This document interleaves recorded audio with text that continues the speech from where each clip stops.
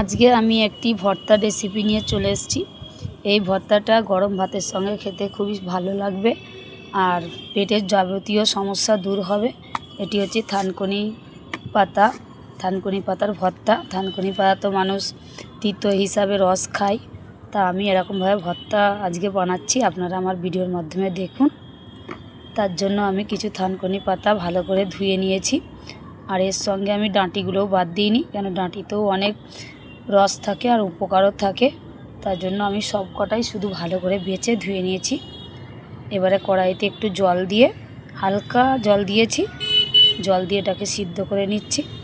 এর নিজে থেকেও একটু জল বেরিয়েছে, এর জলেই সিদ্ধ হয়ে যাবে। এই যে শাকটা ভালো করে সিদ্ধ হয়ে গেছে, আমি একটু অন্য পাত্রে তুলে নিয়েছি শাকটাকে। এবার ওই কড়াতেই আমি দিয়ে দেবো একটু তেল, সর্ষের তেল। সর্ষের তেলটা গরম হলে ওতে আমি ভেজে নেব লঙ্কা আর রসুন। দিয়ে দিচ্ছি দুটো লঙ্কা। লঙ্কাটাকে আগে তেলে ভাজবো। লঙ্কা তেলের যেই সুগন্ধটা, ওটাও খুব সুন্দর লাগবে, আর ওটা আমি শাকে ব্যবহার করে নেব এই তেলটা। তার জন্য একটু তেল বেশি দিয়েছি। এবার ওতে দিয়ে দিয়েছি দু একটা রসুন। রসুনটাকেও আমি ভালো করে লাল করে ভেজে নিচ্ছি। রসুন আর লঙ্কা দুটোই ভালো করে ভাজা হয়ে গেছে।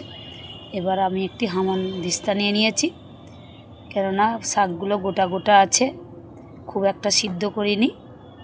এবার এটাকে আমি বেটে নিলাম, যাতে ডাঁটিগুলোও ভালো করে মিহি হয়ে যায়, নাহলে গালে ঠিক হবে না, আটকাবে। ওই জন্য আমি হামানদিস্তা দিয়ে বেটে নিচ্ছি। ডাঁটিগুলো ফেলে দিলেও হতো, আমি ফেলিনি এই কারণেই, ডাঁটিতে অনেক রস থাকে আর রসটাও খুব উপকার। ওই জন্য আমি সবটাই নিয়ে নিয়েছিলাম, আর বেটে নিলে কিছু বোঝাই যাবে না। এবার ওই সঙ্গে রসুনটাকেও আমি বেটে নিচ্ছি।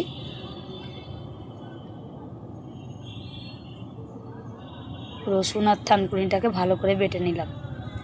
এবারে কড়াইতে ওই লঙ্কা আর রসুনের যে তেলটা ছিল, ওই তেলেতেই আমি এটাকে একটু লাল করে নেব। হালকা যেই জলটা আছে, ওই জলটা তেলের সঙ্গে শুকিয়ে যাবে, ওই জন্য আমি একটু ভালো করে ভেজে নিলাম।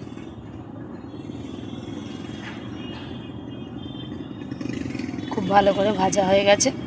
এবার আমি শাকটাকে তুলে নেব। এটা দেখতে তিতো, কিন্তু খেতে খুব সুন্দর লাগে। আপনারাও একবার বানিয়ে খেয়ে দেখতে পারেন। আমি তো প্রায় এরকমভাবে বানাই। এবারে শাকটাকে আমি একটু ভর্তা করে নেব, তার জন্য লঙ্কা দুটো নিয়ে নিয়েছি। লঙ্কাতে দিয়ে দিচ্ছি নুন। লঙ্কাটা ভালো করে ছেনে পেঁয়াজ দেব। পেঁয়াজটাকেও ভালো করে মাখিয়ে নিচ্ছি লঙ্কার সঙ্গে। এবার দিয়ে দেবো একটু সর্ষের তেল, কাঁচা সর্ষের তেল।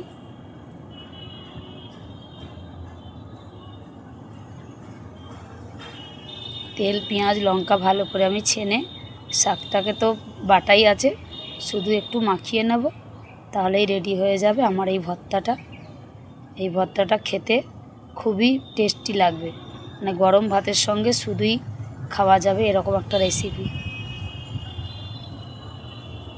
আপনারাও বানিয়ে খেয়ে দেখবেন, আর আমার ভিডিওটা ভালো লাগলে ফলো দিয়ে রাখবেন, ইউটিউব দিয়ে দেখলে সাবস্ক্রাইব করে রাখবেন।